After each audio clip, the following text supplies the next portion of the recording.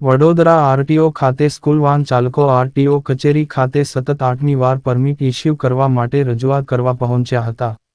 રાજ્યમાં રાજકોટ ખાતે TRP game ઝોનમાં અગ્નિકાંડ બાદ રાજ્યના વિવિધ નગરપાલિકા, મહાનગરપાલિકા દ્વારા ફાયર સેફટીને લઈ કાર્યવાહીઓ કરવામાં આવી રહી છે. ત્યારે હવે ઉનાળા વેકેશન બાદ શાળાની શરૂઆત થયેલ હોય શહેરનું આરટીઓ વિભાગ તથા ટ્રાફિક વિભાગનું તંત્ર સક્રિય થયું છે. ત્યારે શાળાના બાળકોને નજીવા દરે શાળાએ લાવવા લઈ માટે ચાલતા સ્કૂલ વર્ધીના વાહન ચાલકો પાસે સ્કૂલ વર્ધીમાં વાહનો ચલાવતા હોય અને નક્કી કરેલા ધારાધોરણો પ્રમાણેના વાહનોના દસ્તાવેજો ન હોય તેવા van, eco, auto rickshaw detain કરવાની અને મસમોટા દંડના ચલણ આપવાની શરૂઆત આરટીઓ તથા ટ્રાફિક શાખા દ્વારા શરૂ કરવામાં આવેલ છે. આરટીઓ તથા ટ્રાફિક શાખા દ્વારા ચેકિંગ કરવામાં આવી રહેલ હોય સ્કૂલવર્ધીમાં વાહન ચલાવતા વાહન ચાલકો મુશ્કેલીમાં મુકાયા છે. તેવામાં શાળામાં ચલાવવામાં આવતા વાન, ઇકો, ઓટો રિક્ષા વાહનોના આજે કઈ જગ્યા પર આવ્યા છો, શું રજૂઆત લઈને આવ્યા છો? આજે અમે આરટીઓ ઓફિસની અંદર આવેલા છે. અત્યારે જે ચેકિંગ ચાલી રહ્યું છે કે ભાઈ સ્કૂલ વાનની અંદર અમુક બાળકો લઈ જવા અને પરમિટ હોય તો જ આ લોકોને જવા દેવા. તો અમે આજે છેલ્લા અઠવાડિયાથી આરટીઓની અંદર સ્કૂલના બાળકોની પરમિટ માટે અમે ધક્કા ખાઈએ છીએ.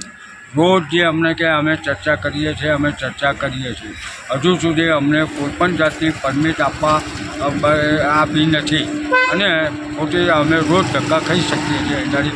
એ અમને પોસાય એમ નથી. અત્યારે ટ્રાફિકવાળા એમ કહે છે કે ભાઈ સ્કૂલની પરમિટ લાવો. અમે દર વર્ષે પરમિટો જૂના પ્રમાણે એમને પરમિટો પણ બતાવી કે અમે આટલા વર્ષોથી પરમિટ લેતા આવ્યા છે, આ જ ટાઈપની ગાડીઓ હોય છે અને આ જ ટાઈપના અમને પરમિટો આપેલી છે. પણ અત્યારના સાહેબ એમ કહે છે કે અમે જે ચર્ચા કરીએ અને અમે જે માગીએ તમે અમદાવાદ, સુરત કે બીજાની વાત નહીં કરવાની, અમારે કે વડોદરાનું જોવાનું. અમે અમારી રીતે ચર્ચા કરીશું અને ચર્ચાનું ત્યારબાદ અમે જે કહીએ એ પ્રમાણે ગાડી લાવશો તો અમે પાસ કરીને આપીશું. એક બાજુ એસટી બસ હોય કે સિટી બસ હોય તેમાં પણ ખૂબ જ ઓવરલોડમાં પેસેન્જરો ભરતા હોય છે. એ લોકોની વિરુદ્ધમાં પણ લાલ આંખ કરવાની જરૂર છે.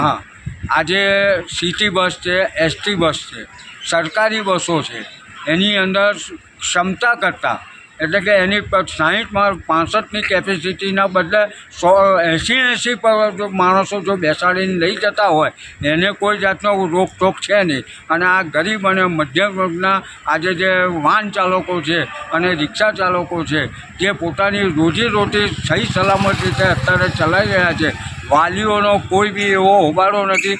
વાલીઓ બી અમારી ગાડીઓની અંદર બાળકોને અત્યારે મોકલે છે અને અમે શાંતિથી લઈ જઈ શકીએ છીએ. પણ આ લોકો હાથે લઈને અમને ઉશ્કેરણીજનક વાતાવરણ જેવું કરીને ઊભું કરી દીધું છે.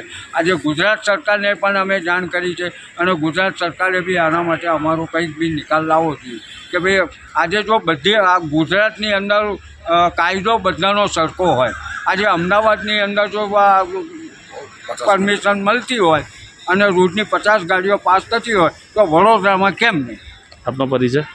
મારો પરિચય, હું વડોદરા ઓટો રિક્ષા પ્રગતિ યુનિયન આઈટોકનો સલાહકાર. જે આજે આરટીઓ કચેરી ખાતે આપ રજૂઆત કરવા માટે આવ્યા હતા, સાહેબે શું કહ્યું? સાહેબે અત્યારે અમને એવું કીધું કે આવી કોઈ વસ્તુ છે જ નહીં અને આ વસ્તુ અમે અત્યારે તમને ના આપી શકીએ.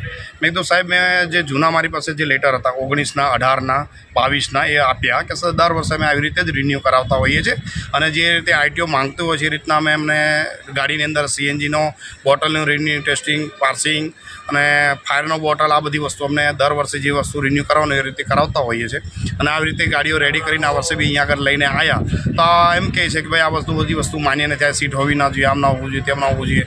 પછી સિલિન્ડરની વાત કરી તો સિલિન્ડર તો સાહેબ અમે નથી ફિટ કરતા, કંપની અમને આવી રીતે ફિટ કરીને આપે છે.